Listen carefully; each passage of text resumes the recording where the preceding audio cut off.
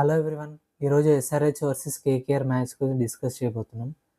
So channel ఎవరైనా కొత్తగా చూస్తుంటే ఛానల్ సబ్స్క్రైబ్ చేసి పక్కనే ఉన్న బెల్ ఐకాన్ని ట్యాప్ చేయండి. So let start our video. So first KKR versus SRH సంబంధించిన హెడ్ టు హెడ్ రికార్డ్ చూద్దాం. ఇప్పటి వరకు ఈ రెండు టీమ్స్ మధ్యన 30 మ్యాచెస్ జరిగాయి. 30 మ్యాచెస్లో కేకేఆర్ 20 మ్యాచెస్ గెలిచింది, అలాగే ఎస్ఆర్హెచ్ ఏమో 10 మ్యాచెస్ గెలిచింది. సో రికార్డ్ పరంగా చూస్తే కేకేఆర్కి చాలా ఎక్కువ అడ్వాంటేజ్ ఉంది. అండ్ ఈడెన్ గార్డెన్స్లో ఇప్పటివరకు వీళ్ళిద్దరి మధ్యన 11 మ్యాచెస్ జరిగాయి. ఈ 11 మ్యాచెస్లో కూడా ఎస్ఆర్హెచ్ కేవలం 3 మ్యాచెస్ మాత్రమే గెలవగలిగింది అండ్ కేకేఆర్ 8 మ్యాచెస్ గెలిచింది. So head to head record చూసుకున్నా, ప్లేస్ చూసుకున్నా సరే కేకేఆర్కి చాలా అడ్వాంటేజ్ ఉంది. సో ఫస్ట్ కేకేఆర్ టీం గురించి డిస్కస్ చేయాలి, అలాగే పిచ్ ఎలా ఉండబోతుంది ఇవన్నీ కూడా డిస్కస్ చేద్దాం. So let get in to your video. So first pitch వచ్చేసి ఈ ఈడెన్ గార్డెన్స్ పిచ్ అనేది నార్మల్లీ ఎక్కువ స్పిన్నర్స్కి అనుకూలించే పిచ్. స్టార్టింగ్లో పవర్ ప్లేలో మెయిన్లీ పేస్ అటాక్కి బాగా యూజ్ అవుతుంది. పవర్ ప్లేలో పేస్ బాగా అనుకూలిస్తుంది అండ్ మ్యాచ్ ప్రోగ్రెస్ అయ్యే కొద్దీ ఇట్ విల్ బీ వెరీ బెనిఫిట్గా ఉండేది, కొంచెం స్పిన్నర్స్కి బెనిఫిట్గా ఉంటుంది. సో డెఫినెట్లీ ఎక్కువ పేసర్స్ ఎక్కువ వికెట్స్ తీస్తారు.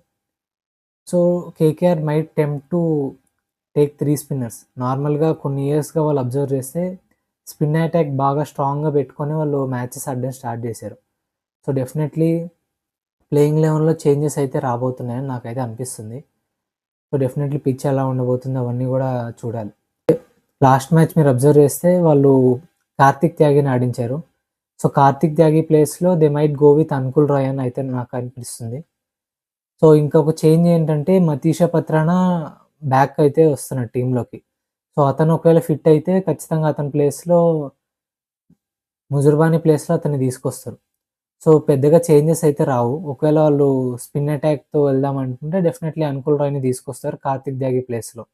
లేదు పేస్ అటాక్ ఇంకా స్ట్రాంగ్ కావాలంటే డెఫినెట్లీ వాళ్ళకి మళ్ళీ ఇంకా కార్తిక్ త్యాగిని ఆడిస్తారు, లేదంటే they go with Umran Malik two.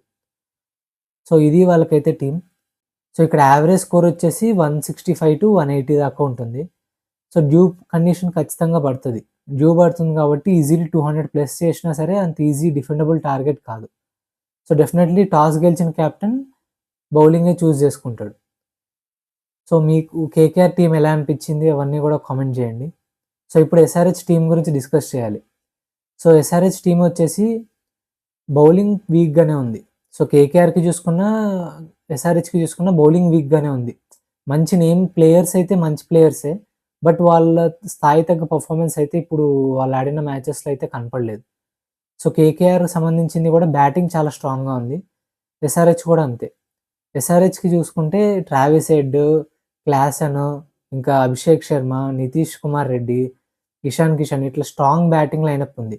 But last match వీళ్ళు ఆర్సీబీతో ఆడినప్పుడు మెయిన్ బ్యాటర్స్ అందరూ కూడా మంచి పర్ఫార్మెన్స్ అయితే రాలేదు. సో క్లాసన్ ఇంకా ఇషాన్ కిషన్ ఒక్కటి బాగా పర్ఫార్మెన్స్, ఇంకా అంకిత్ వర్మ కూడా బాగా ఆడారు. సో చిన్న చిన్న క్యామియోస్తో వాళ్ళు 200 దాకా వచ్చారు. సో బ్యాటింగ్లో అయితే స్ట్రెంత్ ఉంది ఎస్ఆర్హెచ్కి, ఎటు తిరిగి బౌలింగే మెయిన్ వీక్నెస్.